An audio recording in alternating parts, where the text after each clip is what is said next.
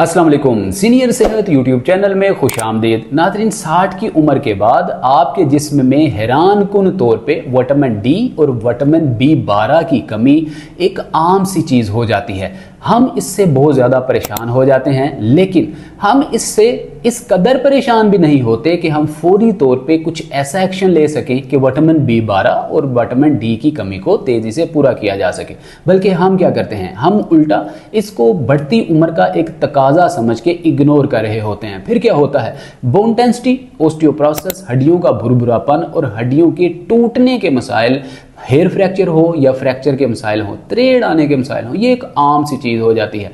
Pelvic joint चूकने का टूट जाना, थाई बोन का टूट जाना, पिंडली की हड्डी का टूट जाना या घुटने का डिस्प्लेस हो जाना या मोरे डिस्क का जो कि आपके मोरे हैं, चिप्स हैं, इनका डिसलोकेट हो जाना, मिसप्लेस हो जाना एक आम सी कॉमन सी चीज़ हो जाती है। इस वीडियो में हम समझेंगे कि कौन कौन से सुपर फूड्स हैं जिनको आप इस्तेमाल करके विटामिन डी की और विटामिन बी12 जो कि बहुत ही मुफीद हुआ करता है आपकी हड्डियों को मजबूत करने के लिए, पट्टों को मजबूत करने के लिए, नसों को मजबूत करने के लिए। आइए सादा से अल्फाज में समझ लेते हैं कि कौन कौन से खाने हैं, कौन से तरीके हैं, कौन सा लाइफस्टाइल है जिससे विटामिन डी की कमी पूरी की जा सकती है। सबसे पहले आपने हमेशा सुन रखा होगा, बचपन से सुना होगा कि सुबह सवेरे की धूप लेने से विटामिन डी की कमी पूरी होती है। यहाँ पे एक थोड़ा सा जो है उलझाव है। सुबह सवेरे की किरणें लेना जो कि अर्ली मॉर्निंग तुलुए आफ्ताब के बाद, जो कि साइंटिफिकली 7 बजे से लेके 12 बजे तक की होती हैं, इन शुआओं को लेने से विटामिन डी की कमी तेजी से पूरी तो होती है। लेकिन नाज़रीन, विटामिन डी में कुछ चंद ऐसे कंपाउंड्स हुआ करते हैं जो कि 12 बजे के बाद जब तेज धूप होती है उस धूप में ही प्रोड्यूस होते हैं, और आप जब उस वक्त की धूप जो कि 12 से 2 बजे की होती है, 3 बजे तक की होती है, उस धूप में ही आपके जिस्म को वो जो मुरक्कबात हैं हासिल हो रहे होते हैं। लिहाजा देखना आपने अपने जिस्म की, अपनी फिजिक के हिसाब से देखना है कि हमें कितनी इम्यूनिटी हमारी डाउन है, हमारी हड्डियों की क्या कंडीशन है।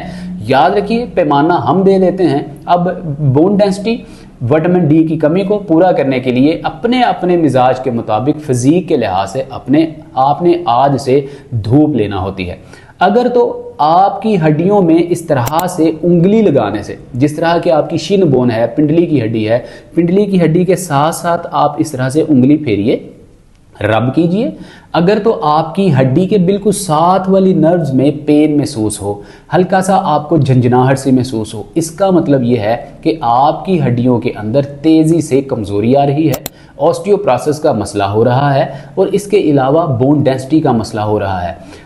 फौरी तौर पे आप 12 बजे से 2 या 3 बजे तक की जो धूप है ये लेना शुरू कर दीजिए। किस तरह से धूप लेते हैं, लोग क्या करते हैं, सन ब्लॉक लगा लेते हैं। लोग क्या करते हैं, ऐसी कॉस्मेटिक्स का इस्तेमाल कर लेते हैं जिससे डायरेक्ट धूप उनके जिस्म को नहीं छू रही होती। लिहाजा टांगें, बाजू और चेहरा, इसको आप बिल्कुल कपड़ा हटाकर ही धूप लिया कीजिए।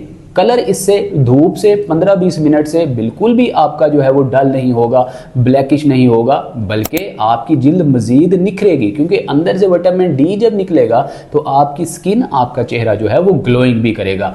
अब लोग दूसरी गलती क्या करते हैं, जैसे ही धूप लेते हैं फौरी तौर पे जो है वो शावर लेना शुरू कर देते हैं। ऐसा करने से तेज़ी से आपके मसल्स जो हैं वो स्टिफ होना शुरू हो जाते हैं। जब आप धूप लें, धूप लेने के 2 घंटे तक बिल्कुल भी शावर ना लिया कीजिए, बल्कि 2 से 4 गिलास नीम गर्म पानी के ज़रूर इस्तेमाल किया कीजिए। ऐसा करने से नाज़रीन मेटाबॉलिज्म दुरुस्त होता है, आपके जो डाइजेशन सिस्टम है ये मजबूत होते हैं, निज़ामी निज़ाम मजबूत होता है। अब इसके अलावा नाज़रीन बात अगर करें कि विटामिन डी मज़ीद किन चीज़ों से हमें मिल सकता है, सैल्मन फिश बेहतरीन, ट्राउट बेहतरीन ऑप्शन है। इसके अलावा रहू, बाम ये बेहतरीन ऑप्शन हुआ करती हैं मछली की फॉर्म में, अगर लोग फिश को ज़्यादा पसंद करते हैं। फार्मिंग फिश जो है इसमें ज़रा कम मिकदार में विटामिन डी पाया जाता है। इसके अलावा जो लोग कंप्लीट वेजिटेरियन हैं वो दही भी इस्तेमाल कर सकते हैं, इसमें प्रोबायोटिक्स हुआ करते हैं, इसमें विटामिन डी भी हुआ करता है।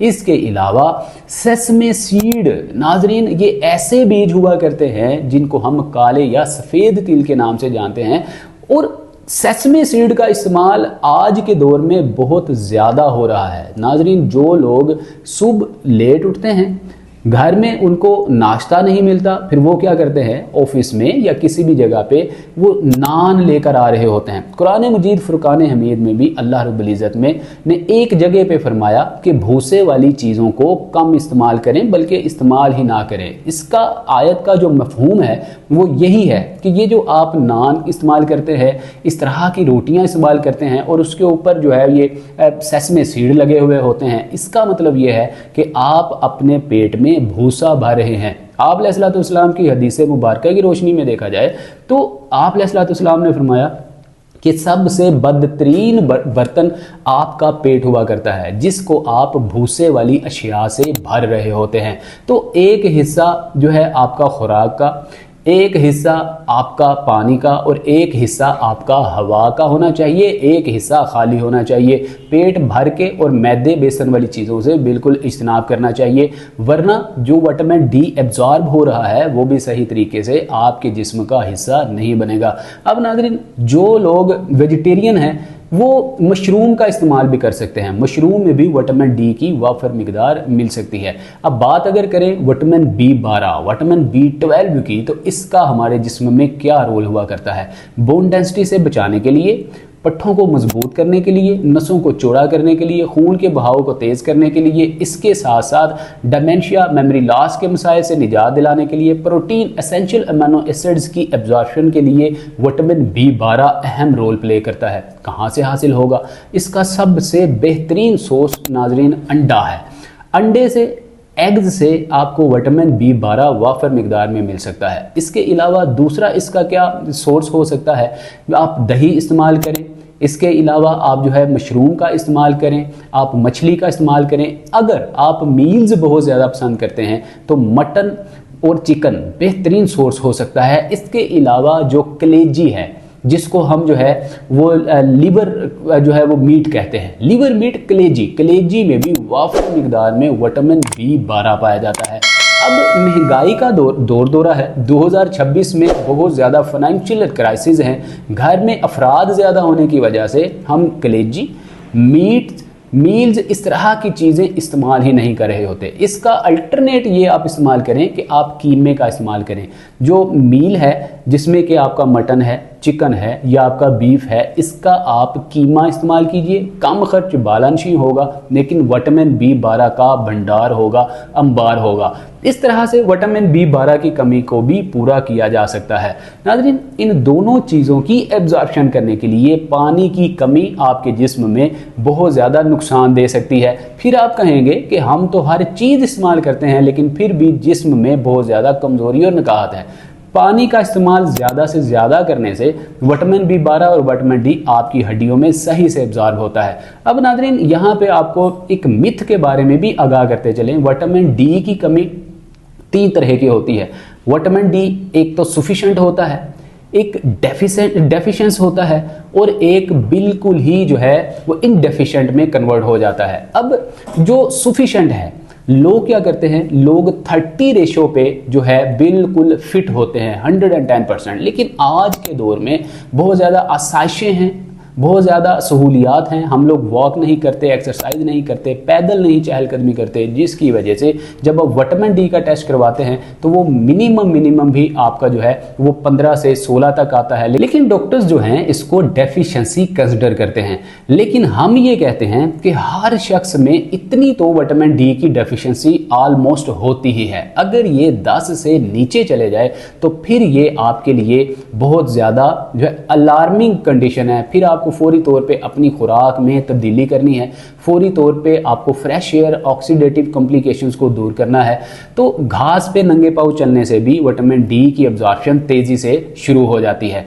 नाज़रीन, अब बात कर लेते हैं कि विटामिन डी और विटामिन B12 इन दोनों चीज़ों को हम तीसरे के सोर्स से ले सकते हैं। तो नाज़रीन, अगर आप किसी ऐसे इलाके एरिया में हैं, देहाती इलाके में हैं, आप आउट ऑफ कंट्री हैं जहाँ पे इस तरह के ऑर्गेनिक नेचुरल फूड मुयसर ही नहीं हैं, तो फिर आप सप्लीमेंट्स का सहारा ले सकते हैं। ऐसे सप्लीमेंट्स जिसके डिब्बे पे F+ लिखा हो, ऐसे सप्लीमेंट्स का इस्तेमाल करने से विटामिन B12, विटामिन डी की डेफिशिएंसी को, सफिशिएंसी को ख़त्म किया जा सकता है। तो इस तरह की परहेज़ और मज़ीद तली खट्टी ठंडी भुनी चीज़ों से परहेज़, विटामिन B12 और विटामिन डी के जो सप्लीमेंट्स हैं, बिलखुसूस जो हमारी प्रेग्नेंट माएँ बहनें बेटियाँ हैं वो अपनी गायनाकोलॉजिस्ट से मशावरत के बाद ही इसके सप्लीमेंट्स लेंगे।